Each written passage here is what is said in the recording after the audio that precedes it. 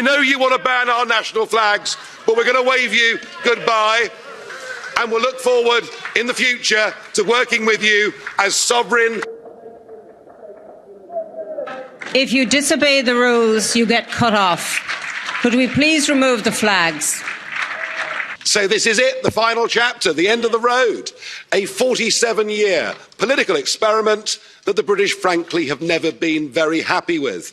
My mother and father signed up to a common market, not to a political union, not to flags, anthems, presidents, and now you even want your own army. For me, it's been 27 years of campaigning and over 20 years here in this Parliament. I'm not particularly happy with the agreement we're being asked to vote on tonight, but Boris has been remarkably bold in the last few months, and Ms von der Leyen, he's made it clear, he's promised us there'll be no level playing field. And on that basis, I wish him every success in the next round of negotiations, I really do. But the most significant point is this. What happens at 11 p.m. this Friday, the 31st of January 2020, marks the point of no return. Once we've left, we are never coming back, and the rest, frankly, is detail. We're going, we will be gone. And that should be the summit of my own political ambitions. I walked in here, as I've said before, you all thought it was terribly funny. You stopped laughing in 2016. But my view has changed of Europe since I joined. In 2005, I saw the constitution that had been drafted by Giscard and others. I saw it rejected by the French in a referendum. I saw it rejected by the Dutch in a referendum.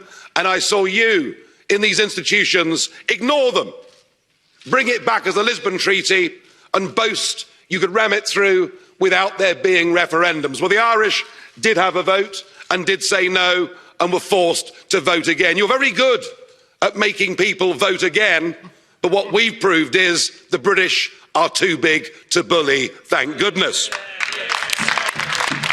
So I became an outright opponent of the entire European project. I want Brexit to start a debate across the rest of Europe. What do we want from Europe?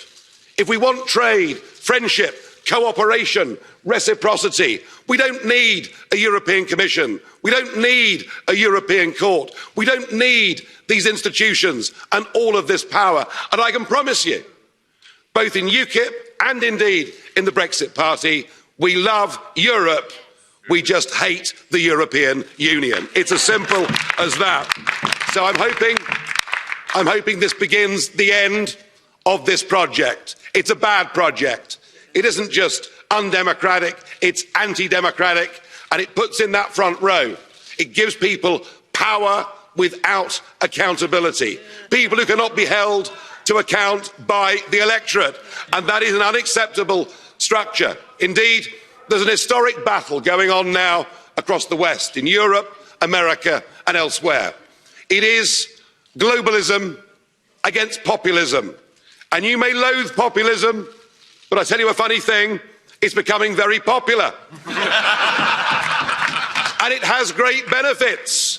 No more financial contributions, no more European Court of Justice, no more common fisheries policy, no more being talked down to, no more being bullied, no more Guy Verhofstadt. I mean, what's not to like? I know you're going to miss us.